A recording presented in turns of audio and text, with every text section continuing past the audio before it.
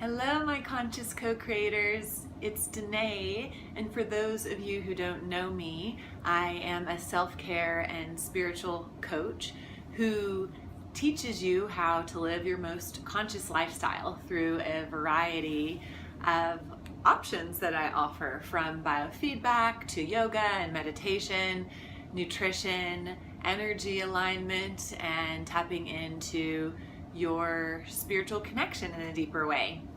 So I like to say that I offer self-care from cell to soul. And each month I share a vlog about a topic that's really on my mind that has to do with how to live your life more consciously. And at the beginning of this month, I shared a vlog about acceptance. And so today I want to share further tips and insights that will help you to invite more acceptance into your life, because it's a big one.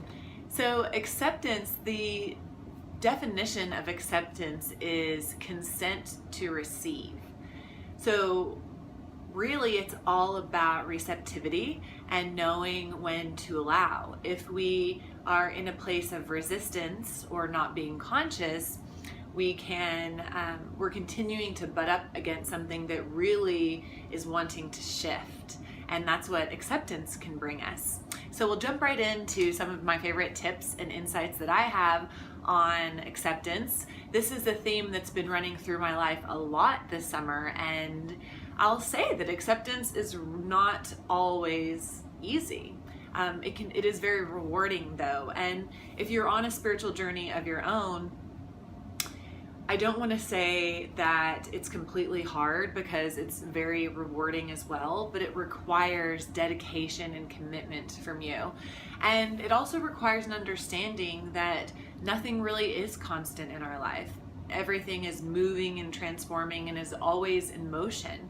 And so I find that our spiritual practices are our constant. Our devotion to our self-care, to our growth, to our evolution, to being aware of how our choices are affecting every avenue and facet of our life, is to do that. So first, acceptance requires taking responsibility. This one was really hard for me because for myself, growing up, I often used denial as a coping mechanism to deal with the harsh situations that were happening around me. And that was when I was a child, when I wasn't really taught any better ways of acceptance. And now that I am older, I realize that taking responsibility for what's happening around you and within you does not mean that you are to blame, and it is not an invitation to invite self-inflicted shame. But a lot of times when those emotions aren't worked through, that's why we avoid acceptance, is because we have those negative emotions associated with them. So in taking responsibility, one of my great teachers told me to say yes to life with enthusiasm. So there's going to be hard things in your life, and if you know you're going to have to do it, can you say yes with enthusiasm? So something that I've been engaging in the past couple of weeks, I'm doing a 30-day challenge of taking cold showers. And it's really funny because I have read all of the benefits about cold showers and had decided that that was just a self-care practice that I was not going to engage in for myself.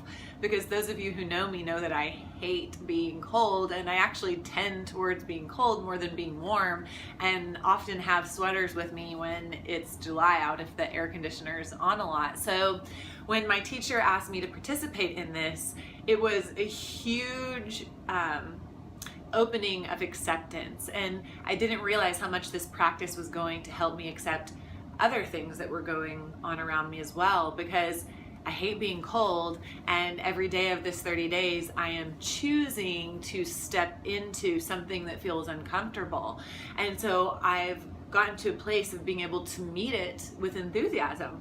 I make it a little bit of a ritual. I do some self-massage before, I turn on some music, I take some deep breaths, and I go for it. So say yes to life with enthusiasm and take responsibility. That's one of my first insights to share. And then next,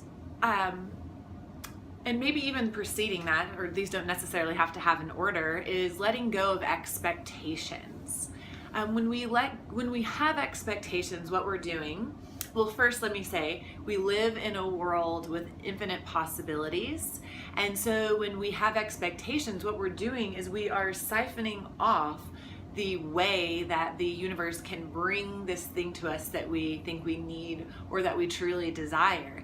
And so it's basically like you have this big open range of all of these possibilities, and when you have expectations, it limits the range of what can come to you.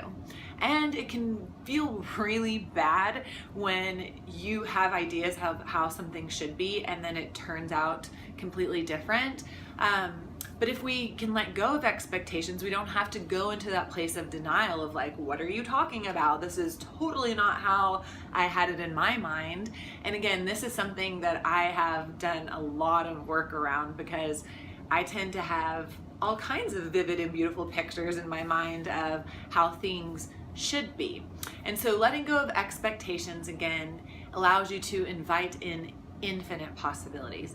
And I can tell you, when I've been in a place of letting go of expectations, and then the thing happened, it always has shown up better than I could have imagined it. So it's good to be clear about what it is that you desire, but then the next step from that is to let it go and allow Spirit, the universe, God, whatever you resonate with, to show up for you. And so something else that I find really helpful in inviting in more acceptance is to get particular about what it is I'm having a hard time accepting. And then after, getting in a quiet space, maybe taking some deep breathing, sitting in a quiet room, I will either journal about it or ask myself aloud, what good is coming from accepting this situation or thing or whatever it may be. And you may need to sit with it a while, because I've noticed for myself at first when I ask this, depending on whether or not I've worked through the emotions that are surrounding it, what comes up really sounds like a small child. And I found that this is because often the desires of our subconscious are desires that we had from a small child. And so I let myself move through that and really get to the root of what it is that is going to be good and great and fabulous from the way the universe is rearranging this thing that I am having a hard time accepting. And if you have a hard time doing that, you could also start this practice with a gratitude list. In fact, that would be a really great practice to try for a couple of weeks before coming into this space of asking what good comes from it, because then you've kind of started to get your mind on track with looking for the positive in things. And I like to practice my gratitude list either in the morning or before I go to bed.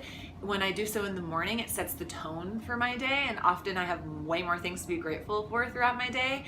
And if I like also doing it before bed, because when we sleep, we're truly in another state of consciousness. And so when we go to bed filled with joy and big hearts, that translates into how restful and rejuvenating our sleep can be.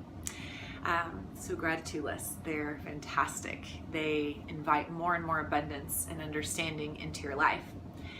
And so my last piece of insight for you about inviting in more acceptance into your life is to start to become an observer of your experience. When we become an observer of our experience, we have to let go of all judgment, and a judgment also includes assessment and deep observation even sometimes, and we invite it all in. We ask it all to come to us. We invite it with open arms, and we don't label our experience as good or bad. We just invite it in as it is. And this definitely takes practice to detach yourself from the feelings that you're having about this situation. And I'm not by any means saying to bypass your feelings or to deny your feelings. I'm simply inviting in the possibility to step into the greater part of your mind. So we have like our small mind, and we have our big mind, which I consider our big mind, our consciousness, the place of limitless possibilities and potential. And when we can witness from that space instead of being really reactive to what is happening, we start to see the true nature of what is instead of what's being colored through the emotions that we're feeling at that moment. And emotions are wonderful. They're great tools for helping us know what to do next. I encourage you to sit with whatever emotions are coming up and ask some deep questions as to what are the gifts that these emotions are bringing to you.